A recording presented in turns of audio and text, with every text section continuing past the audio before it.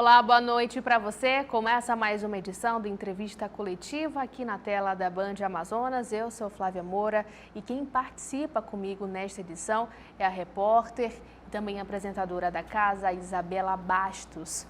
O nosso entrevistado de hoje é Ricardo Paiva, defensor público geral do estado do Amazonas. Boa noite, seja muito bem-vindo aqui ao Entrevista Coletiva. A gente sempre começa a edição pedindo para que o entrevistado se apresente. Boa noite, Flávia. Boa noite, Isabela. Boa noite a todos que nos acompanham e para mim é uma alegria muito grande estar aqui. Estou à disposição. Meu nome é Ricardo, estou defensor público geral do estado do Amazonas, sou defensor público de carreira. Nasci em São Paulo, mas moro no Amazonas desde criança, desde os 2 anos, e me considero um amazonense. E estou aqui para servir a população do meu estado e estou à disposição. Carreira essa que começou na defensoria, inclusive acho uma história muito interessante. Você começou como estagiário e subiu ao mais alto cargo. Tive uma alegria muito grande que eu entrei para estagiar na Defensoria Pública em março de 2002. Vim ali no estágio conhecendo a carreira, que acabei me apaixonando, e tive a oportunidade em 2003 passar no concurso de defensor público e pude aguardar minha nomeação dentro da Defensoria Pública. Então, se eu tenho uma carreira profissional que eu abracei desde o início, é a de defensor público. 10 dias depois que o senhor assumiu aí o cargo, a Organização Mundial da Saúde, pandemia de coronavírus. Então, em cima disso, eu pergunto do senhor, qual tem sido o maior desafio até agora? O mais difícil de tudo é porque nós tínhamos diversos planos, diversos projetos e, como você bem disse, 15 dias depois vem a pandemia, nós tivemos que parar tudo, olhar para frente, respirar e falar assim, como que nós vamos ajudar a população Dá uma do estado do interrogação Amazonas? assim na cabeça? Com certeza, A gente teve que fazer uma mudança de 180 graus, redefinir os projetos, tentar entender qual era a necessidade da população naquele momento e, a partir daí, a gente montar novas estratégias. E como é que foi a partir de então? É o primeiro passo, né? Exatamente, qual é o primeiro passo? Todo mundo, né? Exatamente. Porque todo mundo, quando começou a pandemia, a nossa maior preocupação era, meu Deus, e agora? O que nós fizemos inicialmente foi fortalecer os nossos núcleos especializados, aproximar eles da população, e a partir daí a gente passou a expedir recomendações. Então, recomendação para que não houvesse um aumento abusivo de preços, algumas recomendações para que não houvesse o corte de energia elétrica. Imaginem, no auge da pandemia, alguém precisando ficar no isolamento social e tendo sua energia cortada. Então, a gente foi pontuando cada medida e, à medida que a população trazia uma demanda, a gente ia direcionando os nossos esforços. E nesses casos, quais eram as situações mais recorrentes, assim, no momento do pico da pandemia, Que, assim, várias incertezas, várias interrogações nas cabeças das pessoas. Então, assim, quais foram as situações mais recorrentes? A situação da conta de energia, por exemplo, eu acho que a conta de energia, a gente percebeu a necessidade, e aí as medidas de distanciamento, de utilização de álcool em gel, elas fizeram com que a gente criasse, inclusive, um serviço, que foi o serviço do Disque Aglomeração. Então, a Defensoria falou, olha, as pessoas precisam ficar afastadas, a gente precisa ajudar o Estado, porque ali não tinha a Defensoria, não tinha Estado, eu acho que era todo mundo lutando numa causa única. E nós criamos um serviço onde as pessoas podiam denunciar abusos de preços, pessoas que não estavam respeitando distanciamento, aglomerações que estavam acontecendo. Então, um ponto foi esse. Eu acho que o outro ponto foi o aumento abusivo de preço, que a gente percebeu ali, o comércio, todo mundo buscando álcool gel, todo mundo buscando coisas que pudessem ajudar a se prevenir da Covid, e aí o comércio, de uma forma geral, aumentando o preço, o comércio tentando ganhar, porque aí essa é uma coisa triste, porque naquele momento em que a gente precisava estar perto da população, ter um olhar diferenciado para a população, o comércio de alguma forma estava tentando ganhar. Então a Defensoria fez recomendações para que não houvesse um aumento de preços. Além disso, a questão da energia, os cortes que iam acontecendo, nós conseguimos segurar esses cortes. A questão do interior do estado, a gente tem um interior que não tem nenhum leito de UTI. Então a pessoa gravava no interior, precisava vir para a capital. Então a gente trabalhava para que essa pessoa conseguisse a remoção para a UTI. Então foram uma infinidade de atuações, né? E tudo isso é com um lema só. Inicialmente era minimizar os efeitos da pandemia, mas com o tempo passou a ser salvar vidas. No momento em que... Só uma curiosidade, na verdade, o Disque Aglomeração ainda está funcionando, né? Ou não? Não. Com a proposta do governo de reabertura gradual do comércio, nós entendemos que era o momento de suspender esse serviço, porque se o Estado estava abrindo e a gente percebia que o projeto, né, de reabertura atendia às recomendações da FVS e que era o momento, a Defensoria entendeu que não precisava mais manter aquele serviço e os nossos atendentes eles voltaram para o atendimento à população, para os serviços. Mas pode voltar? Se as diante coisas de um agravarem, cenário, né, que a gente vive. A gente espera que não volte, Pois é, né? exatamente, espero que não. Sim, se a gente perceber a necessidade e que é um canal, a gente volta o serviço. Esse era um serviço onde a população denunciava uma aglomeração, um serviço não essencial que estivesse funcionando e nós passávamos essas informações para os órgãos. Então, passava para a Secretaria de Segurança ou para o município e eles iam lá fiscalizar e multar os estabelecimentos que não estavam cumprindo as medidas. Nesse cenário, você fala, a gente precisava ficar mais perto. Mas como é que fica mais perto quando a gente tem que ficar mais longe? Foi aí que a nossa tecnologia da informação, a nossa TI, entrou em ação, né? Nós criamos mecanismos, trouxemos para o uso da Defensoria Pública ferramentas que nos aproximavam da população. Então, o nosso atendimento, em sua maioria, ele era um atendimento presencial. O assistido ia até a Defensoria Pública com atendimento. Então, nós começamos a trazer ferramentas que antes não eram utilizadas, como o WhatsApp, o Telegram, que passou a ser a ferramenta padrão, e aí o assistido conseguia mandar uma mensagem, a gente passava a informação do processo dele, e isso trouxe uma facilidade, porque o assistido, de onde ele estivesse, ele conseguiu o atendimento. Nós conseguimos fazer audiências via Telegram ou via ferramentas de videoconferência. Nós conseguimos celebrar acordos nesse período. Então a pessoa gravava um vídeo ou a gente fazia uma audiência onde ela dizia, olha, eu estou de acordo aqui, eu aceito pagar pensão nesses termos, eu aceito que a guarda do filho vai ficar dessa forma. E na petição inicial a gente colocava um QR Code. Então, quando isso ia para o juiz, ele só lia ali na câmera do telefone dele, já ia direto para uma página onde a gente deixava salvo esses vídeos e ele via, de fato, essa pessoa concordou com esse acordo e homologava o acordo que era feito na Defensoria. Que legal. Isso pode, então, servir para o futuro, né? Tipo, a pandemia já está tendo um abrandamento, uma flexibilização, mas essas medidas, elas vão continuar? Elas estão continuando ainda? Elas vieram para ficar, né? Eu acho que o futuro é nós agregarmos o melhor dos dois mundos. Pessoas que não têm acesso à internet vão ter um atendimento presencial garantido e as pessoas que têm e querem fazer uso dessas ferramentas, a Defensoria vai disponibilizar o espaço, vai disponibilizar as ferramentas para que esse atendimento possa acontecer. Eu costumo dizer que a pandemia fez a gente avançar no mundo da tecnologia pelo menos uns 5, 10 anos. Exatamente. Coisas que iam acontecer lá na frente, elas acontecem hoje. E mais, com aumento de produtividade. Agora, em particular, assim, é claro que se a gente for analisar, o presencial tem as suas particularidades e vantagens, assim como o virtual também. Mas o senhor prefere o quê? O presencial ou o virtual? Olha, eu, enquanto defensor público, prefiro o presencial. O calor humano, estar perto dos assistidos, a gente dá aquele olhar, porque muitas vezes as pessoas que procuram a defensoria, elas não querem nenhum atendimento jurídico. Elas querem ali um aperto de mão, um abraço, coisas que a gente não pode fazer hoje. Ela quer um olhar diferente. Às vezes uma conversa com essas pessoas muda a vida delas. Porque, para mim, eu estou lá enquanto defensor público, é mais um caso que eu vou tentar ajudar. Mas para aquela pessoa é o caso da vida dela. Então, se a gente pode dar esse olhar, ele é muito melhor. Mas um defensor público, por exemplo, que tem uma atuação forense, que ele passa a manhã inteira fazendo audiências. Muitas vezes ele não tem contato com o assistido dele. Quem faz o atendimento é a equipe que está por trás dele. Nesse novo formato, não. Ele consegue conhecer o assistido dele. Porque ele está participando muitas vezes da audiência, que é por videoconferência, e ele consegue trocar uma mensagem com o assistido dele, depois ele consegue mandar um áudio ou até mesmo fazer uma videoconferência. É bom que todo mundo ganhe um rosto, né? Porque quando você integra, mesmo que de forma distante, esses personagens, acaba tendo uma empatia maior. Com certeza. Eu acho que empatia é a palavra que acaba movendo a Defensoria Pública e o defensor público. É a capacidade de você estar no lugar do outro, né?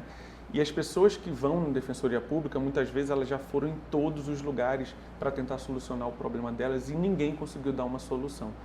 E a Defensoria abraça essa pessoa, acolhe essa pessoa com um serviço jurídico ou com um serviço multidisciplinar, com uma equipe de psicólogos, de assistentes sociais, para tentar entender essa demanda e construir uma solução que muitas vezes não é da Defensoria, mas é uma construção de uma solução em rede, com outros atores do sistema de justiça, com outros atores do sistema social de uma forma geral. Como a Defensoria Pública avalia a reação do governo do Estado em relação à pandemia? É claro que há aquelas pessoas que acreditam que deveriam agir de uma forma, outras diferente. Então, como é que a Defensoria enxerga isso? A pandemia, eu acho que pegou todo mundo de surpresa, no mundo, no Brasil, e ela acabou entrando pelo estado do Amazonas, né? E era tudo muito novo. Então, eu acho que nós tivemos acertos, nós tínhamos um plano epidemiológico que a Fundação Vigilância e Saúde fez, que você tratava lá os outros vírus de uma forma geral, excepcional. E se tivesse colocado aquele plano em ação, talvez os resultados tivessem sido outros. E no meio do caminho, não conseguiu em alguns momentos colocar. Nós estivemos sempre do lado para cobrar, mas também para apoiar, porque a gente entendia que não era ali só cobrar, colocar a faca no pescoço. Não, a gente precisava também levar soluções. E eu acho que em alguns pontos o governo deixou a desejar, em outros ele acertou. Em quais, por exemplo? Eu acho que uma realidade que a gente tem no estado do Amazonas é as UTIs no interior. Eu não tenho um município do interior e essa foi uma opção que ela vem de vários governos, né? Então, eu não tenho nenhuma UTI. Se você agrava no interior, eu tenho que lhe transferir para a capital. Isso gera um custo. Esse serviço, ele precisaria estar sendo melhor oferecido. As informações que eram prestadas, elas chegavam muito lentamente. Então, nas reuniões do comitê, eu sempre colocava isso para o governador, colocava isso para o secretário. É importante que vocês respondam os nossos pedidos de informações, porque muitas vezes essa solução ou esse encaminhamento que a gente quer está sendo dado, mas como a gente não tem informação, a gente precisa entrar com ação judicial. E quando você começa a judicializar muito, você atrapalha a construção de políticas públicas, porque você não sabe o que está acontecendo ali por trás, e aí vem uma decisão judicial e você, eu preciso cumprir a decisão judicial. Você para aqui uma coisa e desloca esforço, né? Desloca energia para aquela solução. A mesma coisa com o planejamento das vacinas, né? Porque a gente fala sobre essa mobilização ainda nos casos, mas a gente tem no futuro bem próximo a imunização. Como é que está esse trâmite para saber do governo o que já tem planejado, fornecimento de informações? Será que com esse período de pandemia ficou mais estreita essa relação? Esse questionamento eu gostaria que o senhor respondesse no próximo bloco, pode ser? Com entrevista coletiva, faz um intervalo, é rapidinho, a gente volta já. Entrevista coletiva de volta aqui na tela da Band Amazonas. Estamos conversando com Ricardo Paiva, defensor público geral do estado do Amazonas. No bloco anterior, Isabela Bastos deixou uma pergunta, né, Isabela, que deu tempo do nosso entrevistado pensar direitinho na resposta. Então, pois não, Isabela, vamos repetir aqui. A pergunta de $1 milhão. A gente quer saber sobre o encaminhamento das conversas de planejamento de vacinação contra a Covid aqui no Amazonas. A Defensoria Pública, ela acabou se antecipando, porque isso é um problema que está afligindo o Brasil de uma forma geral, e nós encaminhamos um expediente, um ofício para o governo do estado para que ele nos informasse, no caso a Secretaria de Saúde, como que estava o plano estadual de imunização. Nós recebemos a resposta e aí essa resposta ela é encaminhada para a Defensoria Especializada. No caso, foi uma atuação da nossa Defensoria de Direitos Coletivos com a Defensoria de Saúde. A partir da resposta, a Defensoria vai analisar e vai encaminhar, dar outros encaminhamentos ou ver se a resposta atende àquilo que nós entendemos que seria o ideal de um plano de imunização. O que a gente não pode esquecer é que esse plano de imunização já existe. A gente está pensando num plano da Covid, mas ele existe para o H1N1, existe para o sarampo, existe para diversas outras doenças. O que a gente precisa é só que isso seja colocado em prática. E é isso que a Defensoria Pública vai cobrar e está cobrando. E como é que a Defensoria atua no interior do Amazonas? A Defensoria Pública é uma instituição que tem um orçamento não do tamanho adequado com a realidade ou a necessidade. E por essa razão, ela impôs à Defensoria Pública um funcionamento diferente. O que nós fizemos? Nós criamos polos de atendimento no interior do Estado. Então, eu escolho, eu defino isso, a gente dá uma analisada no IDH, as maiores populações, a população do entorno, o deslocamento, a gente define uma cidade-sede e nessa cidade a gente monta uma estrutura própria com recursos da Defensoria ou um prédio locado e ano que vem, se Deus nos permitir, nós vamos construir algumas unidades próprias e lá nós colocamos 5 defensores públicos. Esses defensores públicos são responsáveis pelo atendimento dos municípios do entorno. Então, eles têm que fazer o deslocamento, eles entram em contato com o juiz para organizar a pauta na semana em que eles estiverem naquele município e nós atendemos as demandas. E com isso, nós conseguimos, inclusive, nesse município, fazer concurso público para servidores, porque o que acontecia? Eu precisava do apoio do prefeito. Então, o prefeito cedia um servidor, cedia um prédio. Na primeira ação contra o município, o prefeito retirava o servidor, retirava o prédio. E para a Defensoria Pública exercer um trabalho com independência, um trabalho que pudesse de fato ajudar a população, nós fizemos um concurso público voltado para o município, nós prestigiamos as pessoas do município. Então, quem fez o concurso, por exemplo, para a Lábrea, que é o polo que a gente vai inaugurar em março, ou para Maués e Tefé, que tem defensoria, essas pessoas não podem mudar de município ou sequer vir para a capital. Elas fizeram um concurso para o interior, elas vão ter que ficar no interior até o final da existência da Defensoria Pública no interior, que a gente espera que não aconteça nunca. Olha que interessante. O Amazonas passou por massacres no sistema prisional. Como é que a Defensoria vem atuando para que situações como essas sejam evitadas? É claro que quando a gente fala de 2020, a gente fala de coronavírus, de Covid, é um ano atípico, Mas como é que também a Defensoria vem atuando nesses locais? A Defensoria Pública, e a gente veio do massacre de 2017, depois a gente veio do massacre de 2019 com muitas mortes, E o sistema prisional do Amazonas acabou sendo manchete no mundo inteiro, manchete internacional, isso é muito triste. E a Defensoria Pública não tinha uma atuação dentro do sistema prisional. E a partir de 2019 nós montamos um plano, com apoio inclusive, nesse caso do governo do estado, para a entrada e para a atuação direta dentro das unidades prisionais.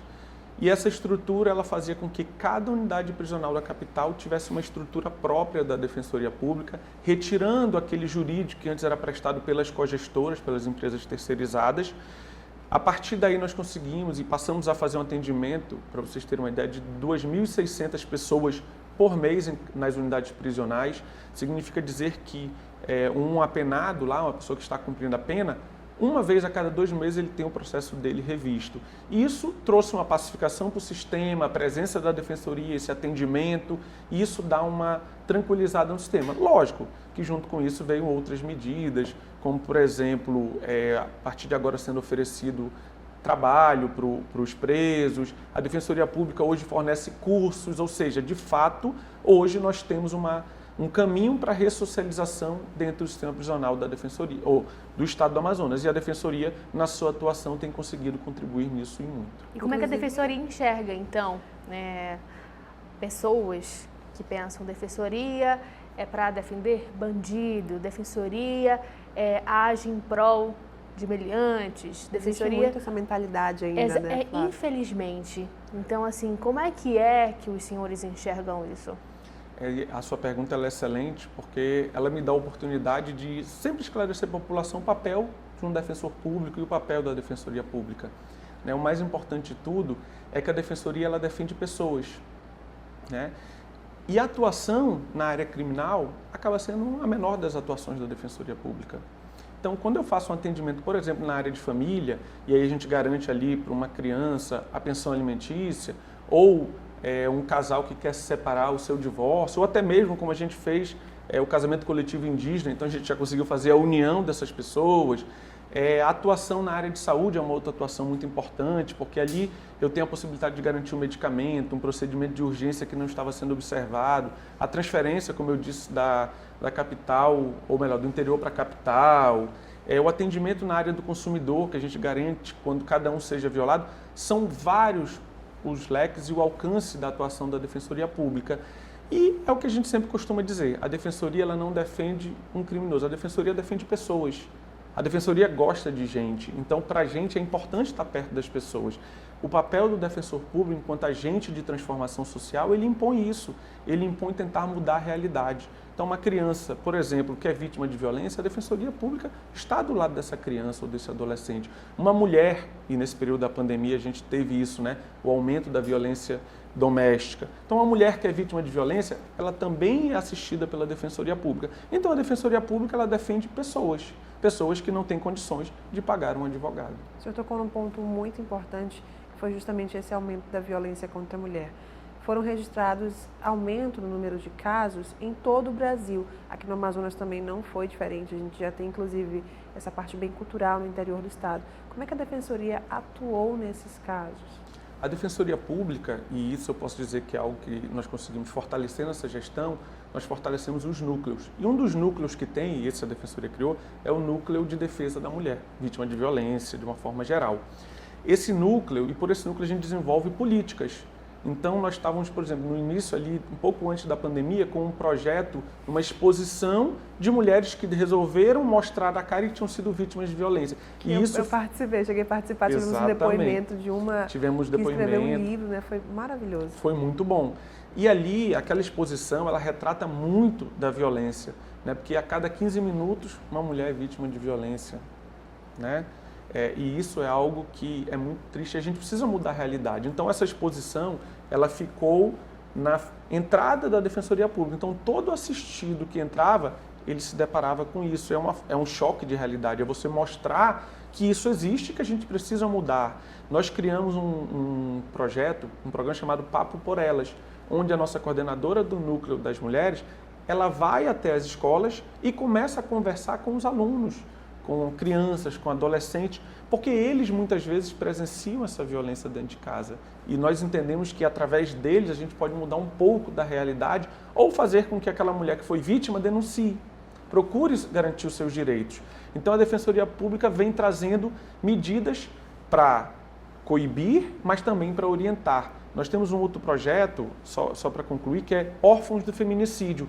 Esse daí é de assistência às vítimas do feminicídio, porque há ali o homicídio da mulher, e para quem não sabe, é importante dizer, o feminicídio é quando o homicídio tem como causa a condição da mulher ser mulher, né? Isso causa agravo de pena, inclusive. Com certeza, né? É algo que choca. E por isso a gente presta assistência para todas essas vítimas, seja para um filho ou para uma mãe que tinha dependência, a gente procura dar assistência. São dessa forma, com essas ações, que a gente vai tentando minimizar esses efeitos. Mas enquanto as pessoas não se conscientizarem de que essa violência existe e que nós precisamos acabar com elas, a gente acaba aqui muitas vezes enxugando o gelo. E que essa violência precisa ser identificada, né? Então essa ação é extremamente importante justamente porque quando a gente ouve a experiência, vamos colocar assim, a voz da experiência, a gente, opa, peraí, eu já tive uma situação dessa no meu dia a dia, eu já passei por isso, eu já conheço alguém que passou por isso, então eu posso ajudar de uma certa forma, eu posso identificar de uma certa forma, realmente isso é bastante louvável. Eu quero muito agradecer a sua participação conosco aqui na entrevista coletiva, portanto, alguns minutinhos para as considerações finais. Primeiramente, obrigado. Eu quero agradecer o espaço, dizer que para mim é uma alegria muito grande falar de Defensoria Pública, né, colocar a minha instituição para o conhecimento da população, acho que isso é o mais importante. A Defensoria Pública vai continuar trabalhando, a nossa meta nessa pandemia foi salvar vidas, né, acabei nem falando, mas a gente teve um projeto que foi da proibição do transporte fluvial, e com esse projeto nós conseguimos, segundo o estudo da UFAM, salvar 1.200 vidas nessa pandemia, evitar que 123 mil pessoas fossem contaminadas.